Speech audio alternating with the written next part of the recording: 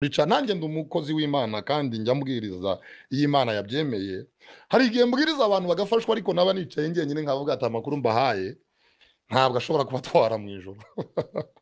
Shalom shalom, ni byiza kubana nawe mu mwanya nk'uyu nguyu w'iki kiganiro cyiza, ikiganiro gikangura intekerezo, ikiganiro cyongera kukwibutsa, ikiganiro kivuga ngo mbese wiruhiriza iki. Urabwiriza, uraririmba, uvuga mu ndimi, urahanura, ukora byinshi, ni byiza, ariko ese uko ubikora bihuye n'ukuri kw'ijambo ry'Imana? Wiruhiriza iki? Mu buzima bwa gikristo hari abantu benshi batangira umurimo w'Imana, ariko ikibazo gikomeye ni iki: ese barawukora uko Imana ishaka? Ese umurimo wabo urajyana abantu mu bugingo buhoraho, cyangwa ni ugukora ibintu bisa n'imirimo myiza ariko bidafite umumaro mu buryo bw'umwuka? Iri jambo wiruhiriza iki rishobora kuba ikibazo gikomeye kibaza umuntu wese ukora umurimo w'Imana, kuko ntacyo bimaze gukora ibintu by'iyobokamana ariko Imana itabishyigikiye, ukaba utarimo kwagura ubwami bw'Imana, ntacyo bimaze. Reka nze dusengane Imana kugira ngo Imana ibane natwe muri iki kiganiro cyiza. Data, mu izina rya Yesu turagushimiye ko wabanye natwe, turagushimiye ko uduhaye umwanya mwiza wo kuganira ijambo. Uhabwe icyubahiro, ritugirire umumaro mu izina rya Yesu, amen. Icyanditswe turi busome turagisoma muri Tito ibice 2 umurongo wa mbere wonyine. Haravuga ngo ariko woweho uvuge ibihuye n'inyigisho nzima. Paulo yandikira Tito ni zimwe mu nzandiko z'abashumba, ni zimwe mu nzandiko z'abavugabutumwa. Ni ukuvuga ngo yandikira Tito yaramubwiye ngo mbese ngo wowe uho utanga inyigisho ibihuye n'inyigisho nzima. Ni ukuvuga ngo hari abigisha benshi badatanga ibihuye n'inyigisho nzima. Uyu mwene data si uko muciriye imanza, oya, ahubwo nshingiye ku jambo rito yavuze, avuga ngo hari umunsi abwiriza, ngo yamara kubwiriza akabona abantu bafashijwe, ariko yataha akavuga ngo ibyo mbabwiye ntabwo ari bibajyana mu ijuru. Ese wowe nk'umwigisha bikumariye iki kuvuga ibintu bidatwara abantu mu ijuru? Ese wowe urarutegura? Bibiliya ariko hari icyo bisobanura. Iravuga ngo abo ngabo icyambere ngo ingorano zabo bamaze kuzibona hakiri kare, ngo abo ngabo ngo Imana yabo ninda. Abenshi bashimisha abantu kugira ngo ibyo abantu bari buze kubashimira baze kubahereza ibitunguye umubiri akenshi, cyangwa bari buze gushakamo icyubahiro, cyangwa bari buze gushakamo ibindi. Ariko icyo Bibiliya ivuga, birivuga ko si buri wese uvuga mwami mwami uzinjira mu bwami bw'Imana. Matayo ibice 7 umurongo 21 kugeza 23. Yesu yavuze ko hari benshi bazavuga ko bakoze imirimo myiza mu izina rye, ariko azababwira ati sinigeze mbamenya. Iki ni ikimenyetso cy'uko umuntu ashobora gukora umurimo ariko atajyanye abantu mu bugingo buhoraho. Ushobora kuririmba neza, ushobora kubwiriza neza, ushobora kugaragara mu mirimo y'idini cyane, ushobora kugaragara imbere. Ibyo ntabwo ari bibi, kubikora ubundi ni byiza, ariko ukabikora mu nyungu z'ubwami bw'Imana. Ariko niba ukora ibyo ngibyo bitagamije guhesha abantu ubugingo buhoraho, bitagamije kujyana abantu mu ijuru, rwose nshuti yanjye uraruhira ubusa. Ni ukuvuga ngo umuntu ukora imirimo myiza akayikorera inyuma y'urugo atarabyawe ubwa kabiri, rega ibanga aho riri rikomeye ni irihe? Ibanga aho riri rikomeye ni ugutsindishirizwa, umuntu akabyarwa ubwa kabiri, umuntu akaba icyaremwe gishya, umuntu akaba icyaremwe gishya mu buryo bw'umwuka, umuntu agatsindwa n'amategeko, agatsindishirizwa n'ubuntu, akizera, uwo mwanya agahabwa ubugingo buhoraho. Uwo mwanya, uwo muntu Bibiliya iramuvuga, ikamuvuga mu Bakorinto Abakorinto ba 2 ibice 5 umurongo wa 18, ikavuga ngo uwo muntu Imana yamugize ministre, imushinga ministere ya reconciliation, ministere y'ubwiyunge, ngo yo kunga abantu n'Imana. Ku murongo wa 20 w'icyo gice hakavuga ngo noneho ngo niyo mpamvu ngo Imana ijya yinginga abantu inyuriye muri twebwe, mu cyimbo cy'uko Imana inyurira muri wowe urinde, wowe wabyawe ubwa kabiri. Niba rero ujya winginga abantu, niba ujya ubwira abantu, ukababwira abantu inyungu zo mu isi gusa, ukababwira abantu uburyo bagira iterambere rindi risanzwe, byonyine bitari mu nyungu z'ubwami bw'Imana, ntabwo uri akanwa k'Imana, ntabwo uri umukozi w'Imana. Wiyitawe, yenda n'abantu bakwitabo, yenda n'isi yakwitabo, ariko ntabwo uri umukozi w'Imana. Ese mu Rwanda ninde wigisha ukuri? Hari abavugabutumwa benshi, ariko uko abavugabutumwa bagwira niko utubari tugwira, niko abasambanyi bagwira, niko ubutinganyi bugwira, niko ibindi byinshi bigwira. Ibyo byose icyo bivuga ni iki?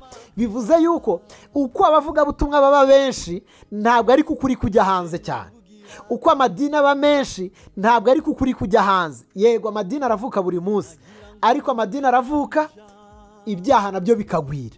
Kubera iki? Umurimo wa Yesu yaje kumaraho imirimo ya Satani. Imirimo idafite urukundo n'ubudahemuka nta kimaze. Abakorinto ba mbere ibice 13 umurongo wa 1 kugeza kwa 3, naho havuga ngo naho wavuga indimi z'abantu n'iz'abamarayika, ariko niba nta rukundo ufite, ngo mbameze nk'urusaku rw'umuringa. Ni ukuvuga ngo ibintu byose icyo usabwa gukora ni iki?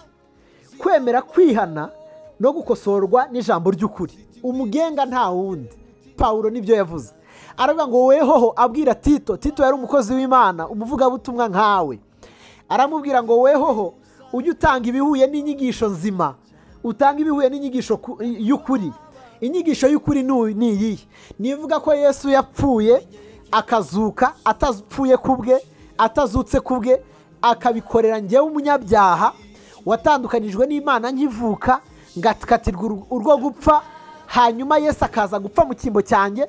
Namwizera, nta bintu byinshi ntanze, nta bintu byinshi nkoze, namwizera byonyine, ngahita njya mu mubare w'abana be. Uwo mwanya ngatsindishirizwa, ngahabwa ubugingo buhoraho mu isi, akampereza umwuka w'Imana. Uwo mwuka akerera imbuto nziza muri njyewe, ariyo mirimo myiza y'abera. Burya umuntu ukoze umurimo mwiza atari yaba uwera, aba akoze umurimo utari uwe. Zaburi 139:23-24, gusaba Imana kudusuzuma no kutwereka niba hari ahantu tugenda nabi. Niki ijambo ry'Imana rimaze? Mu rugendo twarejejwe tubabera, uwo munsi Yesu yadupfiriye. Turi mu rugendo rwo kwezwa. Muri urwo rugendo rwo kwezwa ni ukwezwa mu ngeso. Icyo gihe ijambo rero muri urwo kwezwa mu ngeso harimo no kwezwa mu nyigisho utanga. Ijambo rirakwereka, rikakwigisha, rikakubwira ngo utangire bifitiye inyungu ubwami bw'Imana. Gukora umurimo w'Imana uko ishaka, si uko abantu babishaka.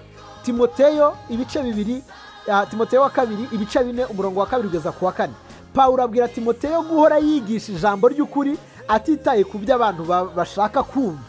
Uwigisha, umukozi w'Imana wese agomba guharanira ukuri, atari ugushimisha abantu. Kumenya ko umurimo w'Imana atari ibigaragara gusa, ahubwo ni uguhindura imitima, ni uguhindura imibereho, ni uguhindura icyerekezo, ni uguhindura viziyo. Uwari ni uguhindura identite.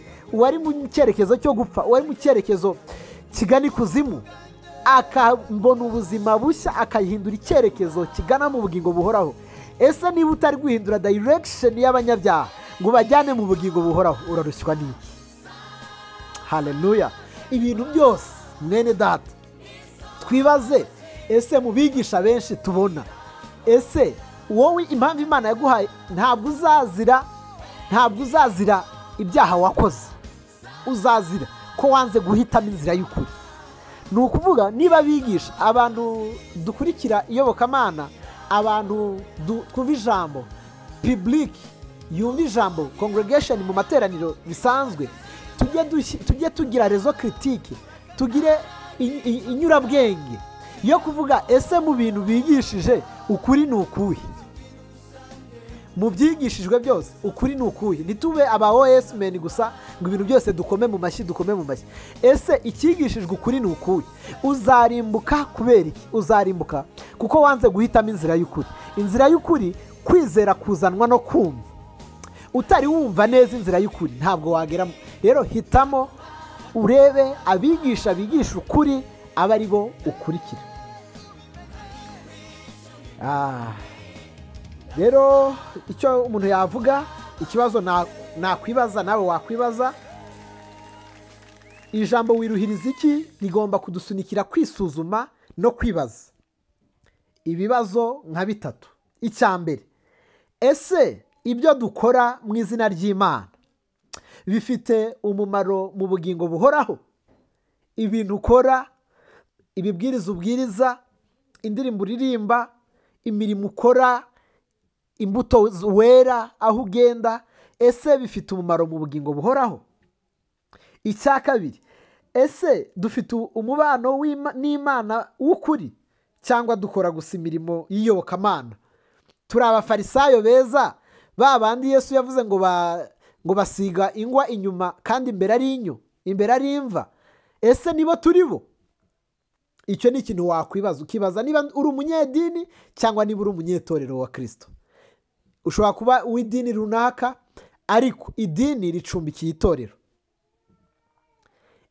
Icya gatatu, ese abantu twigisha cyangwa dufasha tubajyana mu bugingo buhoraho cyangwa tubajyana mu bindi bidafite umumaro?